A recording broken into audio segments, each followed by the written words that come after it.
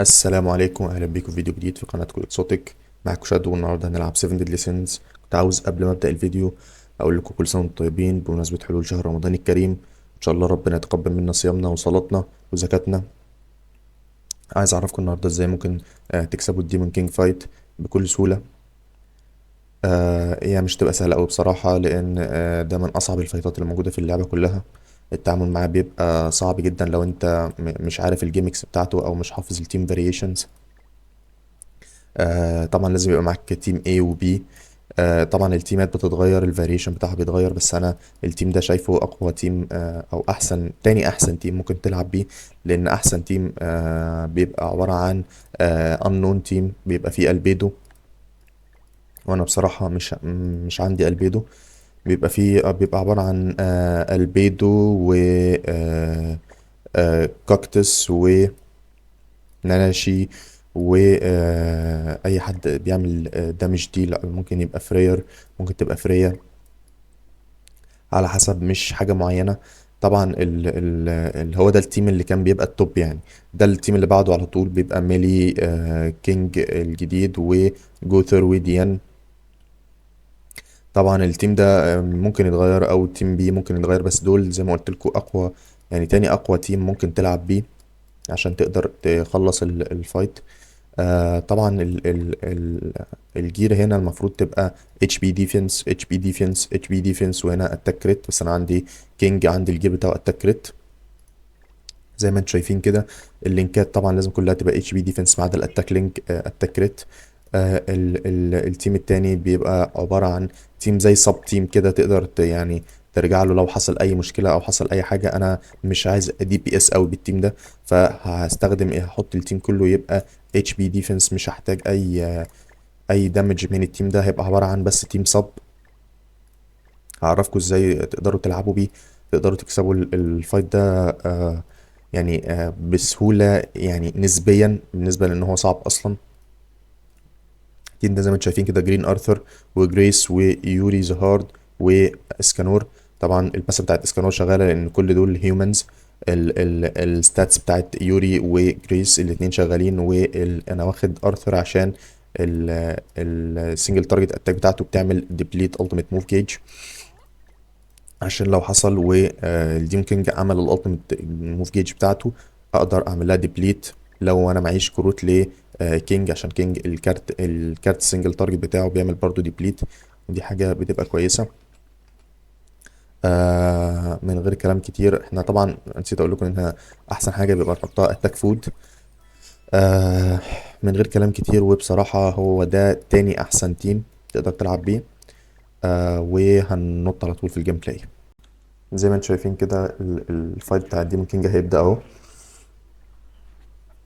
انا عامل له ريكورد عشان اقدر ايه اشرح لكم الفايت بصورة سهلة وسلسة. لو عايز اوقف، لو عايز ابوز، لو عايز اعمل حاجة. هو في العادي هو اللي بيبدأ الاول، لان السي سي بتاعه عالي جدا. حتى لو انت 100,000 سي سي هو لازم يبدأ الاول. ده الفايت كده. ضربات السنجل تارجت بتاعته قويه جدا، بالذات لو ايه، لو ضرب الاي وي الاول، لان الاي وي بتحط عليك ديفنس ريليتد ستات داون واتاك داون. زي ما انتم شايفين كده، كل فيز بيطلب منك نوع كاردات معين لازم تضربه. لما البوكسات السلكتور بوكس دي تبقى اللون احمر تحت هنا كده، لازم تضرب الكاردات اللي هو مسلكتها. زي ما انت شايف كده، هو طالب عندي باف كارد معايا، و دي باف سكيل معايا، واي اتاك سكيل معايا. فاحنا هنضرب الترن ده، هنعمل الستانس بتاع الديان عشان نحمي الدامج ديلر والبافات البافرز والسبورت عندنا. وايه، هنويست 2 كارد كده، مش هيبقى ليهم لازمه قوي قدام. زي ما انتم شايفين كده، دلوقتي هو هيأتك في اهي الاي اللي كنت بقول لكم عليها، هي بتحط الديفنس ريليتد ستات داون والاتاك ريليتد ستات داون. زي ما انت شايف كده، بيبقى دمجها عالي جدا. الاي وي بتاعته دي بقى هتعمل مس. هتقول لي ليه يا شادو عملت مس؟ اقول لك لان لازم على الكاركترز عندك يبقى فيه زي اتاك ريليت ستات كده. انكريز اتاك ريليت ستات دي لما لو ضرب الاي وي دي على حد عنده اتاك ريليت ستات، بيقوم عامل مس للتيم كله. دلوقتي شايفين كده السلكتور بوكس تحت لونها احمر زي ما انتم شايفين كده. ف لازم لازم تضرب الكروت اللي هو طالبها بالظبط. زي ما انتم شايفين كده انا هضرب الباف كارد، احطه على ميلي عشان اعمل كل الكروت بتاعته ليفل 3، وبعد كده هضرب الدي باف سكيل، وبعد كده هضرب السنجل تارجت. انا ما كنتش لازم اضرب السنجل تارجت بصراحه، انا كنت عايز اضرب اي اتاك تانية، بس كنت عايز اوريكم الدمج من غير الرول عامل ازاي وبالرول عامل ازاي. زي ما انتم شايفين كده عملت 2 مليون دامج في الضربة من غير البفات. وايلد دلوقتي بعد ما انا عملت كومبليت للرول اللي هو الثلاث كاردات اللي هو طلبهم، وايلد هقوم جاي عامل له ستان هيضيع عليه الترن بتاعه، وهيديني زي ما انتم شايفين كده بفات على الكاركترز عندي من فوق. زي ما انتم شايفين كده كريت ريت وكريت شانس. دلوقتي احنا عادي رجعنا الترن اللي احنا بنلعب فيه عادي، فهضرب اي كروت ممكن اضربها. انا ضربت الاثنين اي وي بتوع ميلي ان هم الدمج بتاعهم مش قد كده. بعد كده قمت ضارب الديبليت بتاعت كينج عشان ما يضربنيش الراوند الجاي الالت. تمام. هتقول لي بس يا شادو دي بتعمل مليون دامج، اقول لك مليون دامج مش هتبقى مقارنه بالسنجل تارجت اتاك. زي ما انت شايف كده نزلنا 600,000. السنجل تارجت اتاك بعد ما بتاخد البف العادي بتعمل 7 و8 مليون. انا كنت عايز اوريكم قبل البف وبعد البف. زي ما انتم شايفين كده احنا الديمون كينج بقى هيبدأ يأتك. زي ما شايفين الدمج عالي جدا، وانا اصلا ديان عندي ويل بيلد اب يعني، ومعاها الريليك ومعاها الترو اويكن. فلو ما كانش يعني الكاركترز بيلد اب كويس عندي، ما كانش حد عارف يسرفايف. زي ما انتم شايفين كده دلوقتي هو طالب دي باف واتاك سكيل و باف سكيل. طبعا انا ما عنديش في التيم ده الاتاك سكيل والباف سكيل والريكورد سكيل، بس زي ما انتم شايفين كده معايا في التيم التاني الباف سكيل اهي، والديباف سكيل اهي، والاتاك سكيل اهي.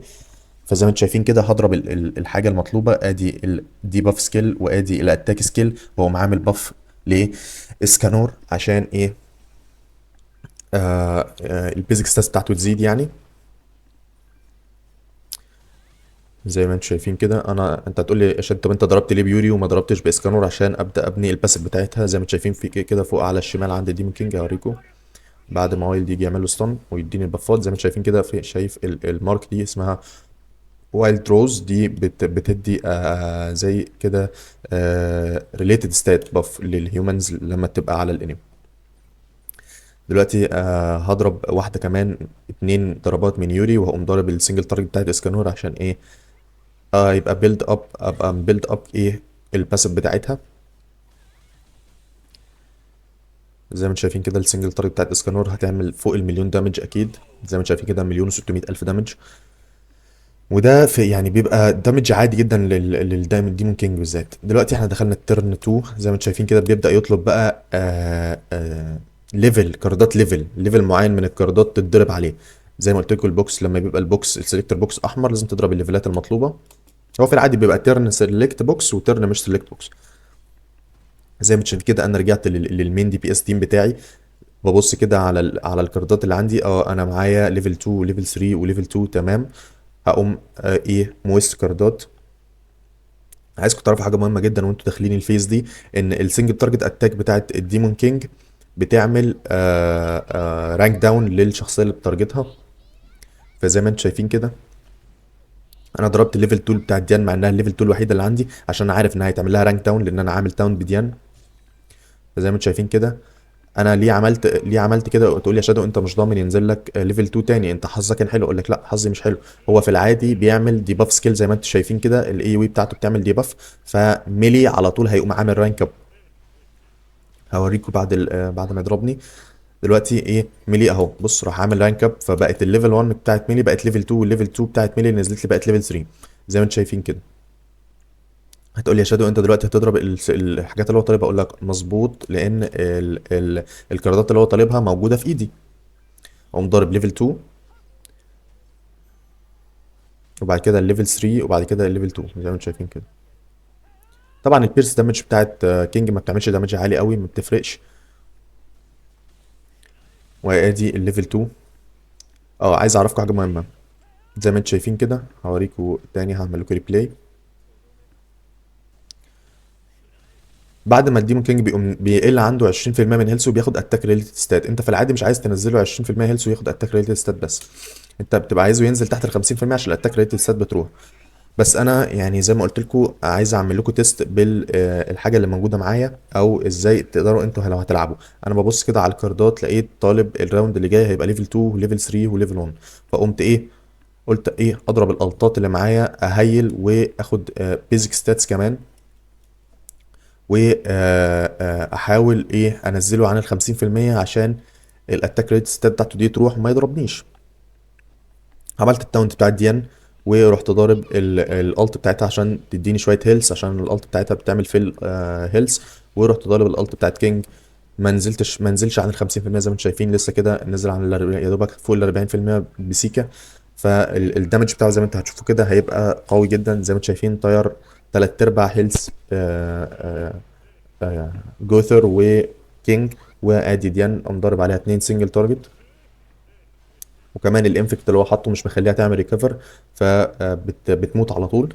بس مش هتبقى مشكلة عادي. احنا عملنا الكلينز، ميلي عمل الكلينز، وخدنا زي ما انتم شايفين الرانك اب كده. هنقوم ايه هنضرب الكاردات المطلوبة، لان السلكتور بوكس تحت لونه احمر. هنضرب الكاردات المطلوبة زي ما شايفين كده، ليفل 2 ليفل 3 وليفل 1. انا كنت بفكر اضرب الليفل 1 بتاعت جوثر واعمل رانك اب، ولا اضرب اي ليفل 1 وخلاص. زي ما انتم شايفين كده قررت اضرب البيرس على طول. قلت ان شاء الله دي هتبقى كفايه انها تنزله تحت ال 20%، عشان بعد ما بينزل تحت ال 20%، قصدي سوري تحت ال 50%، بياخد اتش بي بوست فوق كده، بيعمل ريكفر.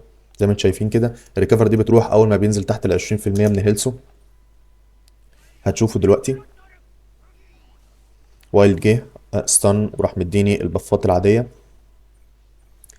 دلوقتي هقوم ضارب الالت والسنجل تارجت بتاعت ميلي، وهقوم عامل بقى هعمل ديش اوت دامج. اي دامج عندي هقوم حاتفه.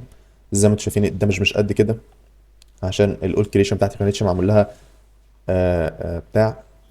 دلوقتي اهو اللي هو لسه ما نزلش تحت ال 10%، عشان كده زي ما انتم شايفين ال اتش بي باف لسه موجود عليه. زي ما انتم شايفين الريكفر قد ايه، بيعمل ريكفر بطريقه قويه جدا. فانت لازم لما تعوز تقتله لازم تقتله مره واحده. زي ما انتم شايفين الدمج رهيب جدا. الجوثر مات على طول مش محتاج. كينج برضو هيقوم يعني هيليف الراوند دي، وبعد كده هيقوم ميت الاتاك اللي بعده. الوضع كده انت بتقول ميؤوس منه، اقول لك لا مش ميؤوس ولا حاجه. انت في العادي مش هتلاقي الكاردات كلها في نفس التيم، فانت هتقوم مغير للتيم التاني. زي ما انتم شايفين مطلوب ليفل 2 وليفل 2 وليفل 1. زي ما انتم شايفين كده ضربت الليفل 2 بتاعت اسكانور، وضربت الليفل 2 بتاعت ارثر عشان يعمل ديبليت الالتيميت موف جيج، عشان ما يضربنيش الالت الراوند اللي جاي. زي ما انتم شايفين هو مضارب ايه الليفل 1 بتاعت يوري عشان ابيلد اب الباسيف بتاعتها. زي ما انتم شايفين كده طبعا مفيش دامج عالي ولا اي حاجه، بس زي ما انتم شايفين ال الفايت بيبقى طويل شويه لو ما بتلعب بتيم الهيومنز بالذات، عشان بتحتاج تبني باسيفات وحاجات. دلوقتي هنشوف بقى إيه اللي هيبقى مطلوب مننا. زي ما انتم شايفين كده الكريت محطوط علينا ولا حاجه. انا هضرب التاون بتاعت ارثر عشان ما يحصلش اي مشكله، او يضرب اسكانور او يوري يضيع لي الباسيفات. واقوم ايه مرش الت اسكانور، لان الالت هي اللي هتخلص لي فعلا الراوند. هتقول لي يا شادو انت، طب انت ليه ما ضربتش على طول السنجل تارجت الصن؟ كنت ممكن تقتله. اقول لك لا مش ممكن، لان لما بينزل زي ما قلت لك تحت ال 20% بياخد اتش بي ريكفر، اقوم مطير له هيلث مره واحده. زي ما انت شايف باخد دامج قليل قوي، لان الاتاك ريل ستات مش موجود عليه، وكمان الاتش بي بوست مش موجود عليه. وزي ما قلت لكم البافس بتاعت يوري بتديني بيزك ستاتس قويه جدا زي ما انتم شايفين كده. دلوقتي السلكتور بوكس اللي لونه احمر تحت، فمحتاجين نضرب الكاردات اللي هو طالبها. فهنشوف هنضرب الليفل 3، وبعد كده اي ليفل 2 عندنا ليفل 2 اسكانور ماشي، وبعد كده هنقوم ضاربين ليفل 2 اسكانور تاني. طبعا دي مش هتقتل، بس زي ما قلت لكم هنمنع شويه الهيل بتاعه، لان الهيل زي ما انتم شايفين بيبقى اوفر باورد بصراحه، وبيصعب قوي. بدل ما هو الفايت صعب بمره هيبقى صعب اربع خمس مرات. زي ما انتم شايفين كده وايلد جه هيخش، هيقوم عامل له الستان عشان احنا عملنا في الفيل الرول، وبعد كده هيقوم مدينا البفات مش على اسكانور، لان الالت بتاعته الفول التيميت موف جيج. هنقوم ايه هقوم ضارب الالت وبعد كده هقوم ضارب السنجل تارجت بتاعت يوري. الالت طبعا هتخلص 2 مليون دامج وشويه. طبعا ده كان الديمون كينج فايت. هوريكم الدروبس اللي بتنزل من الديمون كينج. زي ما انتم شايفين كده بيديني لما بتلعب على الهيل بيديني 17 شيست. الشيستات دي لما بتفتحها بيطلع لك الترو اويكن ستونز. هعرفكم بيتعمل بيها ايه وارجع لكم تاني. زي ما انتم شايفين كده هي دي البوكسز اللي بتطلع لك اول ما تخلص الديمون كينج فايت. هو بيديك 17 بوكس بتعمل لهم اوبن. بيقوم مديك الستونز بتاعت الترو اويكن زي ما انتم شايفين كده. دي للفيريز، ودي للانجلز، ودي للانونز، ودي للهيومنز، ودي للجاينتس. في العادي بيبقى في كمان للديمونز بس هي ما جاتليش المره دي. زي ما انتم شايفين كده انا معايا ستوك منهم بس مش يعني مش 100%. انت عشان تقدر تعمل اويكن لاي واحد لازم يبقى معاك 100 منها، وتلاتة من الترو اويكن كوين. فبيبقى الموضوع صعب جدا انها بتنزل لك راندوم زي ما انتم شايفين كده. انا معايا 35 53 من الهيومن و57 من الجوينتس لان انا عملت اسكانور و ديان، وكمان عملت ميلي. فهتلاقي معيش يا دوبك معيش اي حاجه خالص من الديمونز زي ما انتم شايفين كده. بس هو ده كان الفيديو بتاع النهارده. يا ريت لو عجبكم ما تنسوش تعملوا لايك وشير وسبسكرايب، وسلام.